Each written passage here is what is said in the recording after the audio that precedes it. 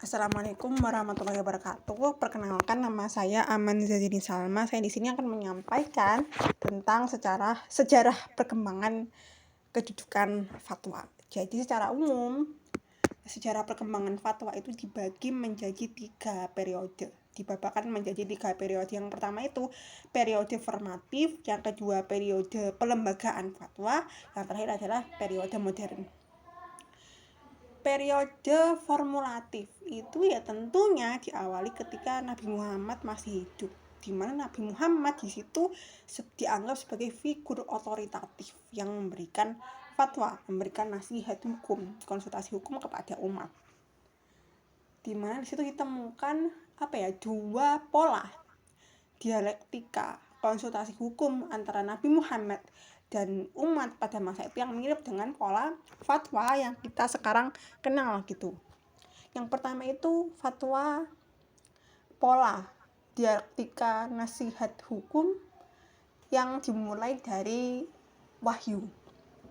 Jadi ada wahyu datang dari Allah turun kepada Nabi Muhammad sebagai medium yang kemudian menyelesaikan keresahan umat melalui fatwa yang dia terima dari Allah, yang beliau terima dari Allah gitu. Contohnya seperti Quran surah An-Nisa ayat 176 di mana waktu itu terjadi keresahan gitu, kepelikan di kalangan umat Islam yang bingung gitu, tidak tahu caranya bagaimana memberikan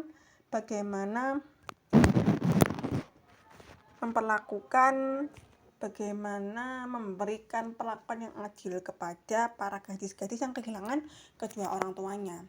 Nah, ayat ini kemudian muncul dengan kata-kata yastaftuna, yang artinya berikan jawaban ini kepada mereka tentang keresahan para umat pada saat itu tentang bagaimana cara memperlakukan gadis-gadis yatim piatu.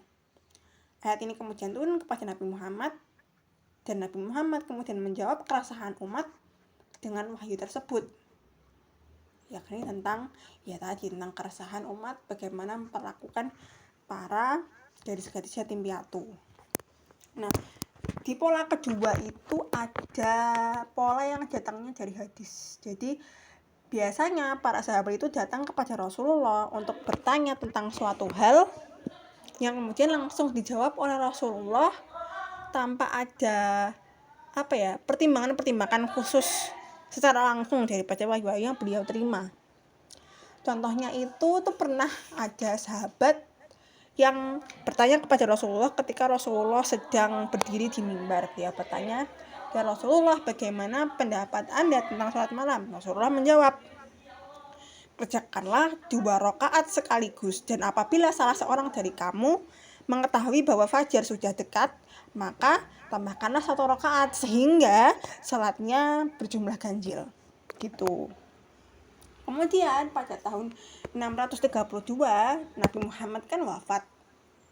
Padahal di Quran surat An-Nisa ayat 40, Quran surah Al-Ahzab ayat 40 disampaikan bahwa Nabi Muhammad adalah khatamul anbiya atau penutup para nabi. Nah, para umat Islam pada masa itu beranggapan bahwasanya Nabi Muhammad sebagai khatamul anbiya itu berarti bahwa dinamika komunikasi, dinamika konsultasi hukum yang selama ini ada antara Allah turun kepada Nabi Muhammad kemudian disebarkan kepada umat Islam itu terputus. Padahal kondisi faktual pada masa itu, pada masa Khulafaur Rasyidin pada khususnya, kondisi geografis Islam itu semakin berkembang, yang juga menjadi sunatullah, menjadi ya wajar saja jika orang-orang Islam itu juga makin banyak. Wilayah geografis Islam itu semakin meluas, orang-orang Islam semakin banyak. Orang-orang Islam yang banyak itu kemudian ya tidak datang dari satu etnis kesukuan saja, tapi dari berbagai macam, sehingga komunitas muslim menjadi semakin heterogen.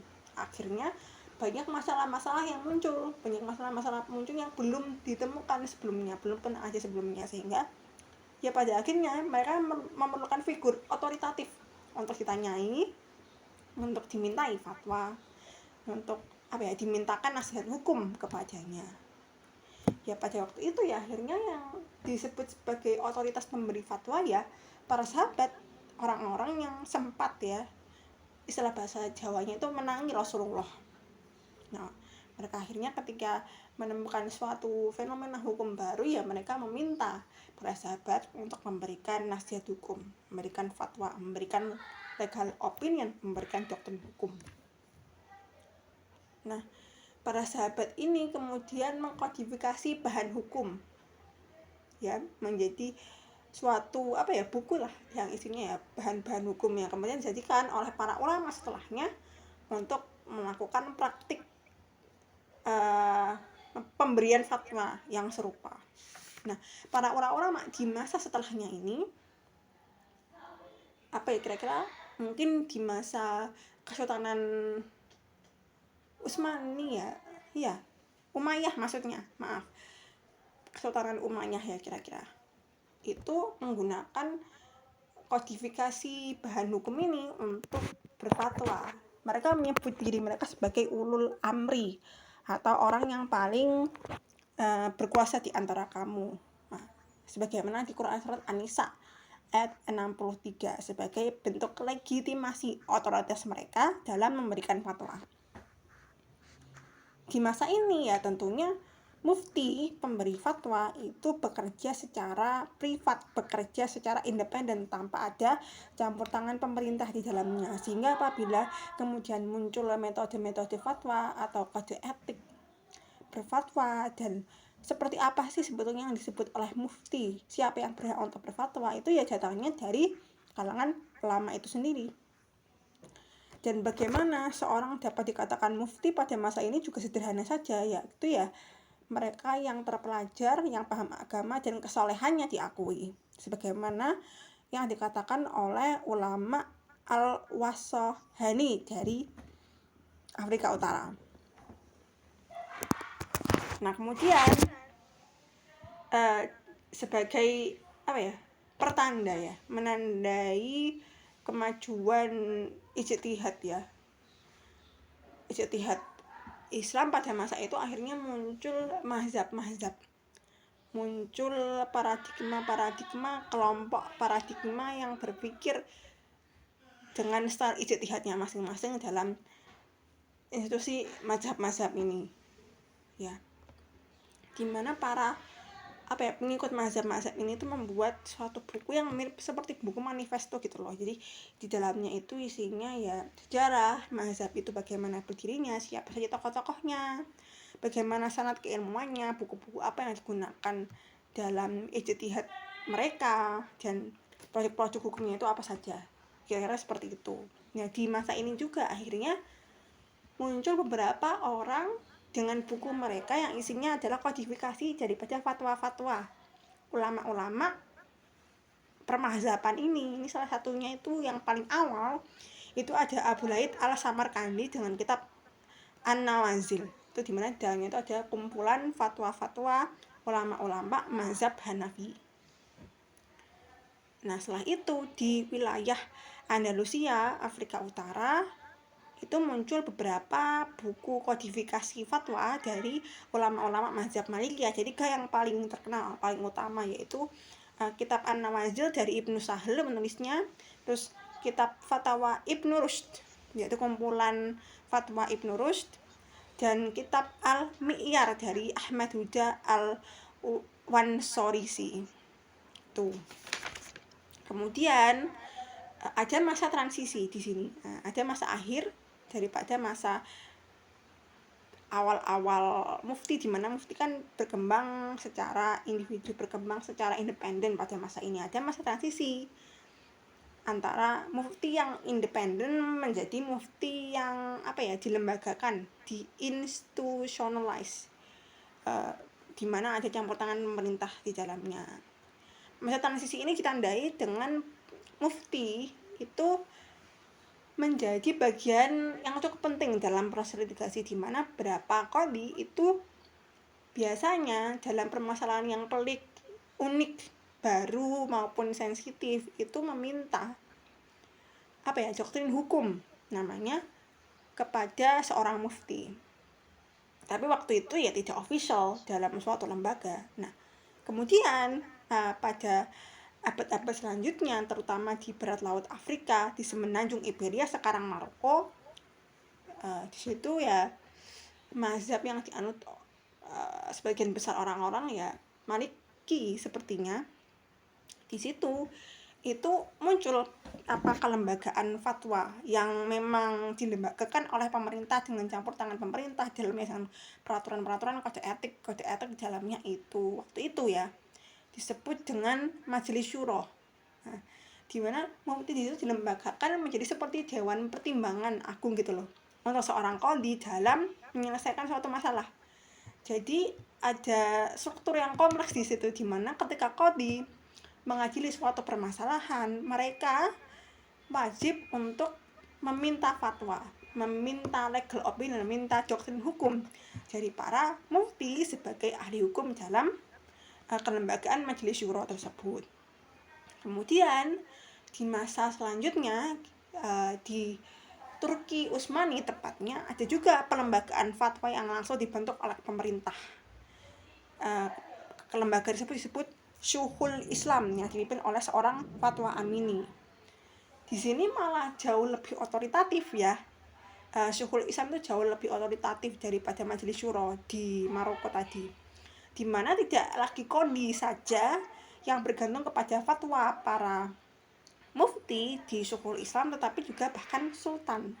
Nah, ketika sultan akan membuat suatu keputusan atau mengeluarkan suatu undang-undang, mereka wajib untuk berkonsultasi dahulu kepada para mufti. Ada beberapa contoh, tapi saya mengambil satu saja, di mana pada waktu itu tahun 1516 Raja Sultan Selim I itu kan akan menyerang dinasti Mamluk ya di Mesir. Nah, tapi dia tidak langsung begitu saja menyerang, melainkan datang dulu kepada majelis fatwa yang disebut Syekhul Islam tadi untuk memberikan izin kepadanya menyerang dinasti Mamluk di Mesir, seperti itu. Nah, lalu bagaimana di era modern? Kalau di era modern memang mufti itu tidak memiliki otoritas yang besar sebagaimana di masa-masa seperti ya masa-masa Turki Utsmani tadi. Memang seperti itu. Tetapi bisa dikatakan bahwa pada masa modern ini bagaimana seorang mufti dipandang otoritasnya itu ya bervariasi.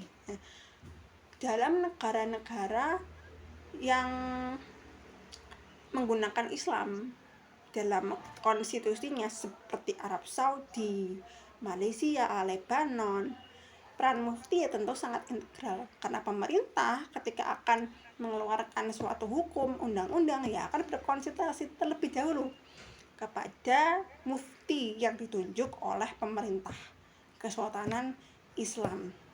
Nah, tetapi ada beberapa negara yang memiliki kelembagaan mufti terpisah dari pemerintah. Ada yang memang bentuknya itu lembaga kemasyarakatan ya, ormas, organisasi masyarakat. Ada juga yang berbentuk institusi akademisi, contohnya seperti Darul Ulum yang merupakan institusi mufti yang isinya ya para akademisi dari Universitas Al-Azhar. Ada juga yang bentuknya ormas, organisasi kemasyarakatan seperti Darul Ifta di Mesir dan juga Majelis Ulama Indonesia di Indonesia. Ya mereka ya otomatis fatwanya kan akhirnya tidak mengikat, tapi di situ muncul dinamika nasihat hukum, dinamika perfatwaan yang dinamis juga di situ, begitu. Baik, kira-kira sekian penjelasan saya tentang sejarah perkembangan kedudukan fatwa. Kurang lebihnya mohon maaf. Wassalamualaikum warahmatullahi wabarakatuh. Terima kasih.